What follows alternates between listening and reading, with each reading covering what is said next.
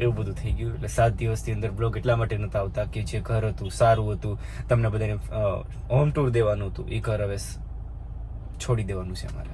Finally guys બધો સામાન નીચે લઈને આવી ગયા. એટલો બધો સામાન છે. આ ફ્રીજ ને બધું પેક થઈ ગયું છે અને કન્ટિન્યુ કામ ચાલુ છે. આપણે લગેજ ભરવા માટે આ ગાડી બોલાવેલી હતી.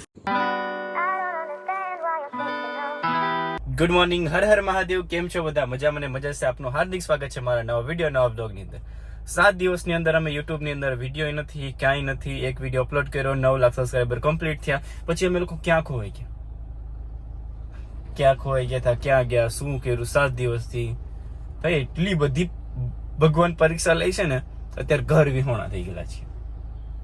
કેમ કે અમે જે ઘરે રહેતા હતા ને એ ઘર હવે સેલ કરવાનું થયું છે એમને, એટલે અમારે ખાલી કરવાનું થયું. તો તાત્કાલિક અમારે 7 દિવસની અંદર અમે ઘર ગોઈતું. એટલા ઘર જોયા, એટલી જગ્યાએ ગયા, મગજલી મેન્ટલ એટલા ટોર્ચર થયા. ત્યારે સમજાણું કે જિંદગીમાં પેલા ઘર લેવાનું, પાછી બધું લેવાનું. આ ભૂલ મેં કરેલી છે કે જિંદગીમાં પેલા ઘર પછી ગાડીઓ. અહીંયા શું કર્યું? પેલા ઘર કર્યું, પેલા ગાડીઓ લીધી, પછી ગામડે મકાન બનાવ્યું. તો અમારે તો સિટીમાં રહેવાનું, તો અમારું નહીં. એવું બધું થઈ ગયું. એટલે 7 દિવસની અંદર બ્લોગ એટલા માટે નહોતા આવતા કે જે ઘર હતું સારું હતું, તમને બધાને હોમ ટૂર દેવાનું હતું, એ ઘર હવે છોડી દેવાનું છે અમારે. તો અત્યારે હું જાઉં છું લગેજ પેક કરવા માટે. 7 દિવસથી એક મકાન મળ્યું છે, એ પણ ઠીક છે. મેં કીધું 2-3 મહિના કાઢી નાખીએ, ક્યાં સુધી આમ 7 દિવસથી ક્યાં રહેશું? મેં કીધું શું કરશું? કામ ચલાવવા માટે મેં મકાન રાખી લીધું છે અને એમાં ડન કરી નાખ્યું છે. અને અત્યારે બોલાવ્યા છે ઘરને સામાન લગેજ ચેન્જ કરવા માટે. તો હું એકલો જ જવાનો છું, પલક મારી સાથે નથી આવવાની.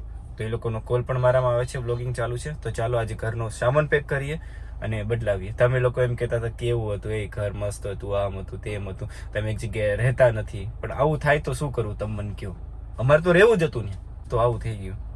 તો ચાલો લગેજ પેક કરવા જઈએ. પલક મારી સાથે નહીં આવે, હું એકલો જ જાઉં છું. લગેજ પેક કરવા માટે મેં માણસ બોલાવ્યા છે, એ પેક કરશે અને બધું ફિટ કરી અને જ્યાં મારે લઈ જવાનું છે રાજકોટની બીજી જગ્યાએ, ત્યાં ઉતારી જશે. ચાલો હું તો જાઉં છું. પણ ઘણા લોકો એવા હોય છે જે ટ્રેડિંગ કરીને પૈસા કામતા હોય છે. એમાં સ્કિલ પણ સારી તમારી હોવી જોઈએ. અને ટ્રેડિંગની વાત આવીને તો તમને એક વાત શેર કરું. ટ્રેડિંગ માટે છે ને એક પ્લેટફોર્મ સારું છે. એ પ્લેટફોર્મનું નામ છે કોઇનસ્વિસ. અને આ ઇન્ડિયાનું મોટું ક્રિપ્ટો પ્લેટફોર્મ છે. અને આ ગયા વર્ષે ભારતના બિટકોઇન 100%થી વધારે વધ્યા હતા. અને કોઇનસ્વિસ ભારતનું સૌથી મોટું ક્રિપ્ટો પ્લેટફોર્મ છે. એની સાથે ભારતનું સુરક્ષિત ક્રિપ્ટો ટ્રેડિંગ પ્લેટફોર્મ છે. હવે તમને એમ થતું હશે એટલું બધું સારું છે તો આમાં કેટલા યુઝર છે? 2.5 કરોડ ભારતીયો ક્રિપ્ટો ટ્રેડિંગ કરી રહ્યા છે અહીંયા. આ એક એવું પ્લેટફોર્મ છે જેમાં 3 તરીકે તમે ટ્રેડિંગ કરી શકો છો. જેમાં સૌથી પહેલું છે સ્પોટ, ફ્યુચર્સ, ઓપ્શન. અને પ્રૂફ ઓફ રિવોર્ડ નો મતલબ તમને ખબર છે? એક્સચેન્જ થી વધારે યુઝરનું ફંડ થી વધારે ક્રિપ્ટો. અને ક્રિપ્ટો હોલ્ડિંગ છે ને તમને નાણાકીય મજબૂત બનાવે છે ને સારામાં સારું પ્લેટફોર્મ. અને કોઇનસ્વિચ ની લિંક છે ને મેં કોમેન્ટ સેક્શન અને ડિસ્ક્રિપ્શન ની અંદર આપી છે. તો ક્લિક કરીને જાઓ અને એકાઉન્ટ બનાવો. અને હા, કોઇનસ્વિચ iOS પ્રમાણિક છે, એનો મતલબ તમે ટેન્શન વિના મોટું ફંડ જમા કરી શકો છો. તો જલ્દી જાઓ. આ રહ્યો બિલ્ડિંગ. આ 2 બિલ્ડિંગમાંથી આ પહેલી બિલ્ડિંગમાં આપણે રહેતા હતા. લગેજ ભરવા માટે આ ગાડી બોલાવેલી હતી, એ પણ આવી ગઈ. પેકિંગ ચાલુ છે. હું પેક કરતો જાઉં છું, સાથે સાથે નામ પણ લખતો જાઉં છું. આ બોક્સમાં છે તો એટલું બધું પેક થઈ ગયું છે. આ બોક્સમાં આપણું મંદિર છે, જે મહાદેવ છે, આપણે થારમાં લઈ જવાના છે. બાકી આ બધું છે. અને સોરી, પેન પડી જાય. અને આ આપણો ફોટો છે. અને આ બધો કિચનનો સામાન છે. વધારે પડતો હોય તો કિચનનો સામાન છે, વધારે કાંઈ નથી. અને આ રૂમ બી આખો પેક થઈ ગયો છે. આમાં હું લખ્યું છે, મંદિર રૂમમાં જે વસ્તુ હતી ને આમાં નાખી છે. એટલે મને યાદ નહોતું આમાં શું લઈ જવાનું છે. કેવી જિંદગી છે, ઘડીક અહીંયા, ઘડીક ત્યાં, ઘડીક અહીંયા, ઘડીક ત્યાં. હવે વખતે એવો પ્લાન તો ઘર બદલવાનું જ નથી. પણ બધો સામાન નીચે ઉતારે છે અત્યારે. આ ફ્રીજ ને બધું પેક થઈ ગયું છે અને કન્ટિન્યુ કામ ચાલુ છે આપણે. અને આ લગેજ માટે મેં લોકોને બોલાવેલા છે. આખું પેકેજ જ કરેલું છે કે લગેજ અહીંથી લઈ અને તમારે જ્યાં શિફ્ટ કરવાનું છે ત્યાં જે બધી જ વસ્તુ, તમારા ઘરની ગમે તે વસ્તુ હોય એ બધી પેક કરી જાય, ફિટ કરી જાય. સારી સુવિધા છે, એ કરવું જરૂરી છે. પણ એના માટે પૈસા પણ હોવા જરૂરી છે. ફાઇનલી ગાઈઝ બધો સામાન નીચે લઈને આવી ગયા. એટલો બધો સામાન છે. આ બધો સામાન અમે પેકિંગ કરાવ્યું છે અલગથી. અને આ બોક્સ બનાવ્યા છે, ડન થઈ ગયું છે. હવે આમાંથી એક બી સામાન હવે ઉપર નથી રહ્યો. હવે આ બધું ટેમ્પોમાં ભરવાનું છે, A to Z વસ્તુ. આમાં ટીવી છે. તો એટલો બધો આ બધો સામાન લઈને બીજા ઘરે શિફ્ટ કરવાનું છે. આજે આખો દિવસ ને કાલ આખો દિવસ ફાઇનલ મને લાગે થઈ ગયો. ત્યાં બીજું ઘર રાખ્યું તો સાફ નથી કર્યું. ચાલો ચડાવી દઈએ. ભાઈને બધો સામાન ચડાવે છે. પલક પાસે જઈએ.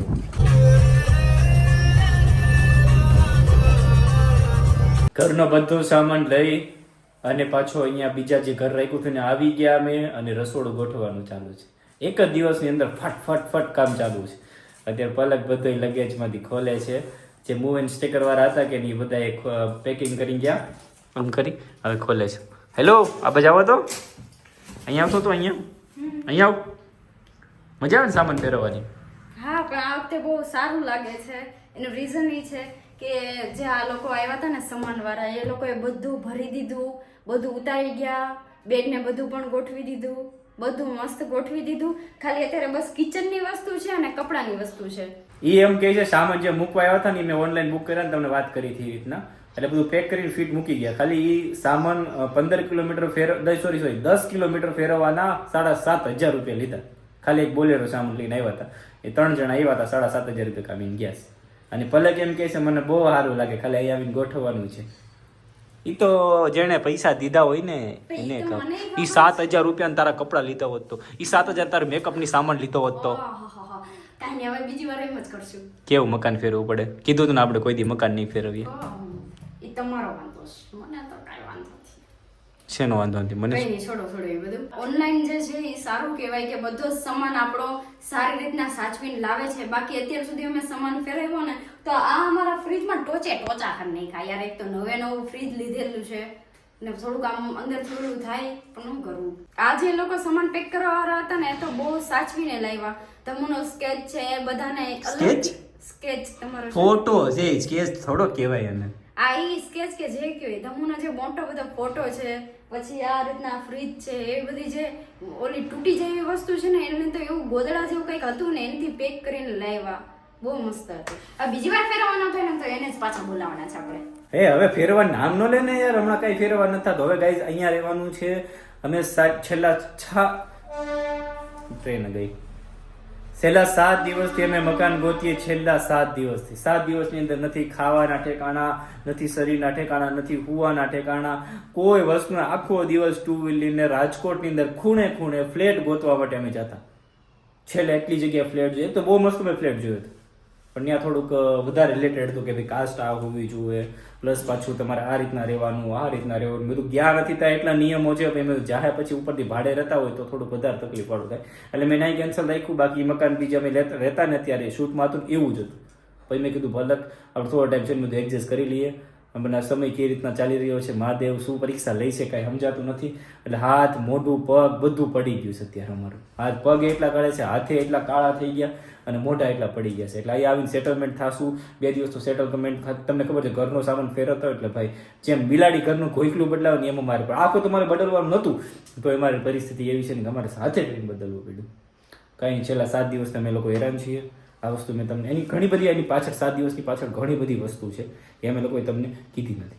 એક સમય આવશે ને જ્યારે અમારે તમને શેર કરવી પડશે કે ભાઈ આ વસ્તુ થઈ ગઈ ને એટલા માટે અમે આ મકાન આમ છે તેમ છે. અને ચાલો હવે સામાન ગોઠવા ચાલુ કરીએ. મનમાં હાર માની લે પછી માણસ કોઈ દિવસ કામ ન કરે, એ વસ્તુ તમને પણ ખબર હશે. અને આ મોટિવેશન હું આને સંભળાવું છું. હું અહીંયા ફોનમાં વાત કરું છું મારા કામ બાબતમાં, તો અહીંયા આવીને બોલે ફોન ચાલુ હોય ને કામ કરો મજા ન. એટલે ભાઈ હું કઈ ગેમ રમું છું, એટલે PUBG રમું છું. એમાં આવીને મેં કીધું જ નથી ફોન ચાલુ છે એટલે કામ કરવાની મજા. તો તું બોલી હમણાં આવીને ફોન તમારા ધમુ મને એમ કે હું હમણાં તને કરાવવા લાગુ કામ, હમણાં તને કામ કરાવવા લાગુ. એમ કરીને કામ જ નથી કરાવતા. 1.5 કલાકથી ફોન શરૂ છે એમને કામ બાબતમાં. અરે કામ પૂરું જ નથી થતું. હમણાં હાલ તને કરાવું. એક બોક્સ હજી પૂરું કરીને હું એમને બોલાવું ને તો કે હજી ફોન શરૂ જ છે કામ માટે. તો મેં તો વાંધો નહીં, 2 બોક્સ પૂરા કર્યા, 3 બોક્સ પૂરા કર્યા, 4 બોક્સ પૂરા કર્યા, પણ ફોન જ એટલા ચાલુ છે. રાતના અત્યારે કેટલા વાગે ખબર? 8 વાગ્યા 8. હજી એટલો સામાન છે મને નહીં ગોઠવાય. બધું ગોઠવાય કેમ નહીં? સવારના 8 વાગે ગોઠવાય ફોન. તમારું કામ હાલો હું ફોન બંધ કરું. કે આજે બીજો દિવસ થઈ ગયો. બીજા દિવસમાં અમે બધો જ લગેજ ગોઠવવામાં છીએ. કંઈ નહીં તો કામ નતું ને તા સોફા ધોયા આજે, અને આ છું ને કામ કરાવે મારી પાસે. અને ક્યુટ હા શું કે બસ આ એક સોફો રહ્યો છે. અરે સોફો છે હા નક્કી. બીજો દિવસ થઈ ગયો પણ આજે બધો જ લગેજ ગોઠવાઈ ગયો અને થોડું કામ પીછું છે હવે. અને ક્યુટ સબસ્ક્રાઇબર આવે. અમે છે ને ધમુભાઈ અને પલક દીદીના બહુ મોટા ફેન છે. અમારે કયું મળવું હતું એનાથી અત્યારે આ રહેવા આવ્યા, પણ થા જોઈ ને પછી અમને ખબર પડી તો અત્યારે અમે મળવા આવ્યા. હા તું કોના વ્લોગ જોસ? હું તમારા સૌથી વધારે છે ને તમારા સૌરભ જોશીના એટલાક જ જોઉં, બે જ જોઉં. બે વધારે? હા, તમારા કપડા બહુ સારા લાગતા હતા. તમે થાર લીધી હતી ને તઈ. અરે થેન્ક યુ. હાલો તો કામ કરાવવા લાગો અમને. સૌરવ જોશી મચ્છરને ન મારે અને તું મચ્છરને મારે. મેં નથી માર્યું, પણ એના શું કહેવાય, એની હાલત જો અમારા મોઢામાં જો તો કેવું થઈ ગયા. જાણે મોટી ઉંમર હોય ને એના બંનેના ફેસ એવા થઈ ગયા છે. સબસ્ક્રાઈબર તો આવ્યા કે મારી મેમરી કાર્ડ ફૂલ થઈ ગઈ એટલા માટે. જાઓ હાલો ફટાફટ ચેન્જ કરીને આવો. રાતના 12:33 થઈશ. આજે ઘરનું કામ ખતમ થયું. આમ જો સાફ થઈ ગયું. સોફા સુકાય એટલી વાર છે. જઈમાં નહોતા બપોરે, જઈમાં હતા ત્યાંનું કાંઈ જઈમાં નહોતું. પછી મંગાવી રાતના 12 વાગે પંજાબી ધાબાથી. પંજાબી ધાબા છે કે કઈ હોય કોને ખબર. આની હાલત ખરાબ થઈ ગઈ. કઈ બોલીશ બે શબ્દો? કાલે મળીએ ગઈશ. આજે ઘરનું બધું જ કામ પતાવી દીધું છે. હવે કાલે મસ્ત સવારે પહેલા તો મહાદેવને મંદિરમાં ગોઠવશું. એક મિનિટ હો. બધું પેક લાગે. આ ખોલીને બેઠી. કેવું માણા છે, કેવું છે. જાંબુ બહુ ભાવે એટલા માટે. તો કાલે સવારમાં મંદિરનું કામ બાકી રહ્યું છે. તો સવારે ઉઠીને સૌથી પહેલા મંદિર ગોઠવવાનું છે. પછી મહાદેવની પૂજા કરવાની છે. પછી લાપસી કરવાની છે એ કાલે. પછી ઘરની શરૂઆત કરશું. બાય બાય, મળીએ કાલે. ટુમોરો.